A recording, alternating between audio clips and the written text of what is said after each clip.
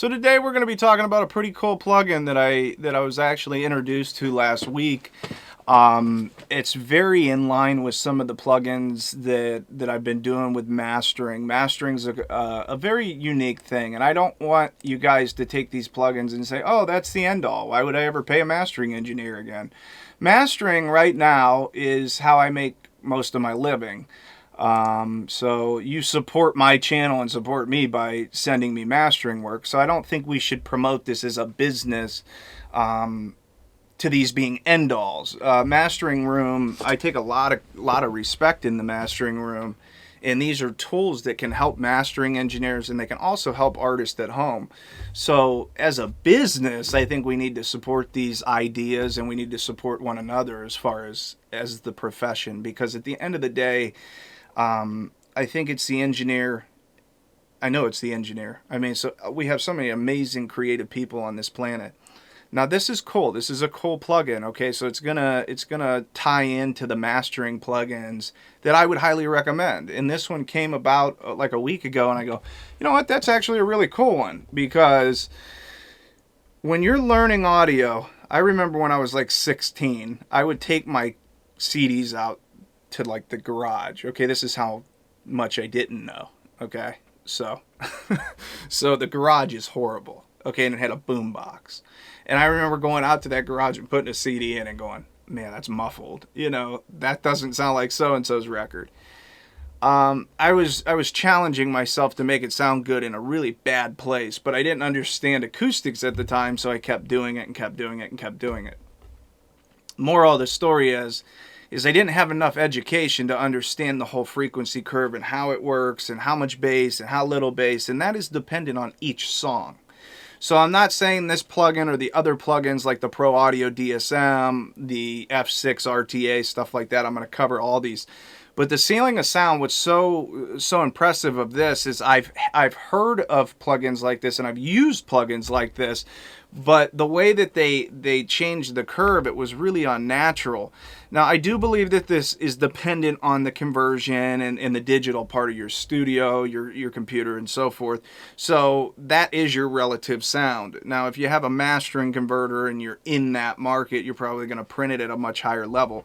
So I got to use this. Now, what's really unique about this is it does a lot of EQ points in a certain time, which saves you hours. I mean, for me to do what this plugin's doing, which it does in the matter of seconds, it would take me at least 30 minutes to try to dial in. Does that mean that the results are going to be better? It's dependent on the engineer and understanding the frequency response. So check this out, though. This is a really cool plugin. So as the Pro Audio DSM that I did a video on, the Pro Audio DSM actually captures the curve of a source. So it could be like a really well-known song. It could be something like that. It could be a song that you mastered 4 years ago that you really loved, or the guy loved, that you're now doing a master for again, and you want to get in the ballpark. A lot of times I'll use these as spectrum analyzers. So even if you're not using the compressor or the EQ and you're trying to dial it in here, what's really cool about it is it's giving you an understanding of where that song is that you're trying to achieve. So in the day and age of everybody, listening to these records that come out, or they really admire a song or a production, these kind of plugins are really going to get you to where you want to go at home, so you can have a humbling experience. Is my mix bad in the low mids?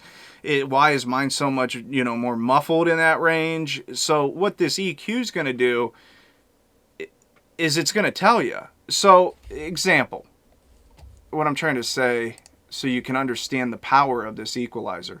Let's say you do a capture of a curve. So first and foremost, we got to understand what this EQ does. If I take this and I apply a curve, okay, so this is a really well-known song. We're not going to play it. I might cover up the name there. But it's funny. It's a long story, because the song that I'm referencing is they have a history. So here's the thing. So if I generate a ceiling based off of this really well-known song, watch what happens. So we'll mute them all. So what you're going to see is this bottom track is telling this EQ where to start looking at the spectrum. So watch as I push play. So it's doing what it can to get that frequency response. Okay? Very cool, right? So let's say in a mastering world, I have a CD and the artist or the client's like, Doug, man, we really need this, or you're not really understanding EQ. Now, as a guy that's been EQing for a while, like I really take a lot of pride in that and saying, oh, okay, well, they want this, I can do that. So I take a lot of pride and I take a lot of confidence in being able to do that and get it close and use some of the EQs in the master desk. Now, what's really unique, though, is it's humanly impossible to do what that just did. It literally just swapped and changed the whole entire frequency response. So now, as I play back, what this EQ is capable of doing is conforming the spectrum to that ceiling of the song I just captured. It's not just the songs. It's not just a master file. Don't get this confused, but it can work for this.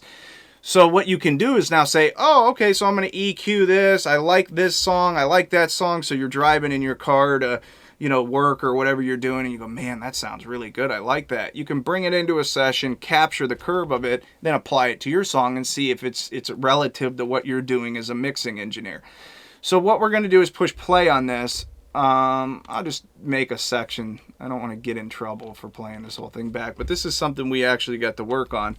Really cool instrumental. Awesome producer, awesome musician. So I'm going to hit conform as it plays and watch what happens.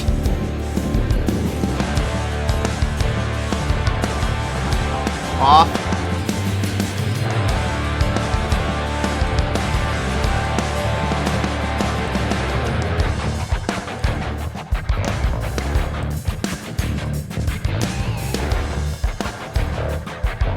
So now you have to understand something. The song that we captured has a lot more mid-range. It has a lot more presence in that mid, and you noticed it with the tone. I mean, it instantly changed it to what it was. But what's so awesome about this plugin is I don't hear an audible difference, like it degraded the sound.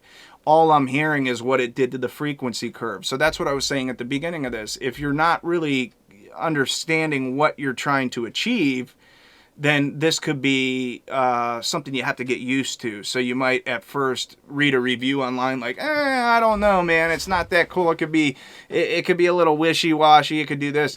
But what you'll start to understand is you understand engineering, that's a really, really powerful tool. Because we could take something like this or a plugin after it and just refine it. Or we could jog through the presets or create our own presets, which I started to do, and get the master we want. So we could bring in certain songs. We could do a whole album and make sure they're all relatively in that ballpark. They all sound good with that frequency response. And that is a very hard thing to do as a mastering engineer. Like, I've been doing this for 20 years, and being able to do that took me a long time to be able to just say, okay, I hear that, and then I can just make the revision. If I just got into engineering, this would be a super, super, super beneficial tool. And it's still a super beneficial tool, even being in engineering for as long as I have. So yeah, you can instantly alter something and hear it, which is really incredible. Or you can just make fine adjustments. Watch this. Let's say you like the EQ on the song. I can actually generate this ceiling. Now look at it and say, well, okay, I see some imperfections there. I see this right here in that range where those guitars are a little muffled. Maybe we can even that out a little bit and let that sort of... Now the 200 range. Now, from what I know as an engineer, that range can be muffled. It can really, really, really cause issues. Let's see what happens if I just change it up a little bit. Now this range, yeah, that's like the hip-hop range. Like in a hip-hop song, that range is like way down here because you want that sub and that low 808 stuff to hit. It depends on the song, obviously. Let's hit conform. Now check that out.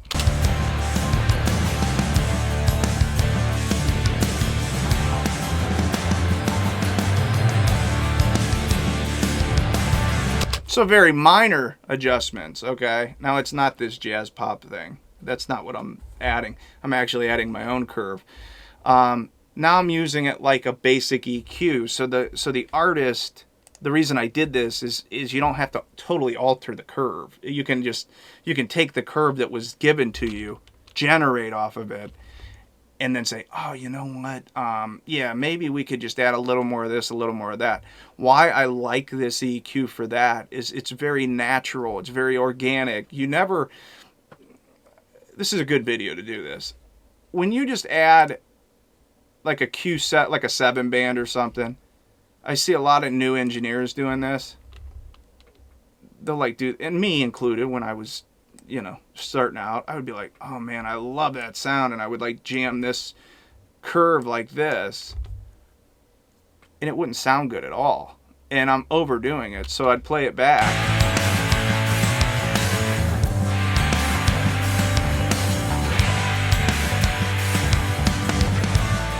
see how it sounds unnatural? It's like, wow, all of a sudden these guitars are like out in your face, but it's pretty unique. But it sort of sounds unnatural. It doesn't even sound like, it sounds like something's wrong. Listen to it again.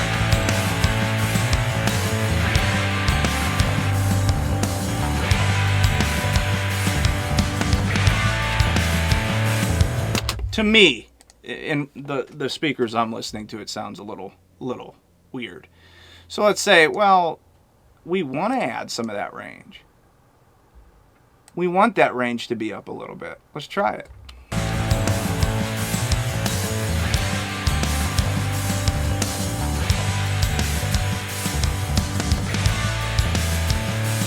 Sounds good.